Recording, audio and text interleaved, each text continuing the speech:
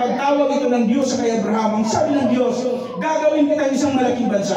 Ikaw ay aking pagpapalain, gagawin kong dakila ang iyong pangalan.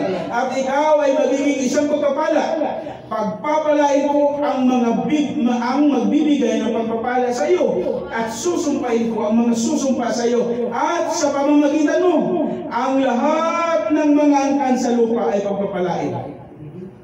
Yun ang sabi nito. Lahat ng angkan sa lupa.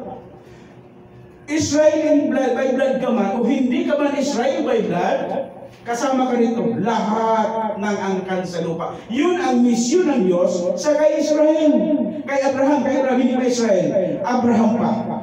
Kasi wala pa dito si Israel eh. Hindi pa tayo panganak eh. Ngayon dito sa Isaiah 49 verse 6, ano ba ang sabi dito?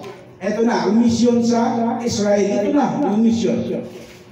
Ang sabi dito, Isaiah 49 verse 6. Ang sabi dito, oo, kanyang sinasabi, napakagaan bang bagay na ikaw ay naging aking lingkod upang ibangon ang mga lipi niya ko at papanumbalikin ang iniingatan ng Israel. Ano ba yun?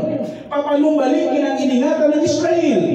Ikaw ay aking ibibigay na pinakailaw sa mga bansa upang ang aking kaligtasan ay makarating hanggang sa dulo ng lupa. May misyon mga kapatid? Yes, may misyon. Kaya yung ibang mga denomination na nagsasabi, yung 10 Commandments na yan, 10 utos na yan, kay Moses lang yan, sa mga Israel lang yan, kasi dahil naalipin sila, ikaw naalipin ka ba? Hindi ka man Israel eh. Pero mali, mga kapatid, hindi nila inaral ang gusto ang Biblia. Ang sabi dito sa Isaiah 49:6, ang sabi dito, ikaw ay aking ibibigay na pinakailaw sa mga bansa upang ang aking kaligtasan ay makarating hanggang sa dulo ng lupa. Kaya mga kapatid, tayo ngayon, na dinatna ng kapanahunan, tayo ngayon, kung ano ang mission ng Israel, yun din ang mission natin. Ano ang mission ng 12 alagad? Pagkatapos ng 12 tribes, anong mission? Matthew 28, verse 19 and 28. Go ye! No?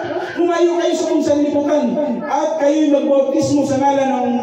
Gawin niyo mga alagad at kayo'y magbautismo sa ngalan ng Ama, ng Anak at ng Espiritu.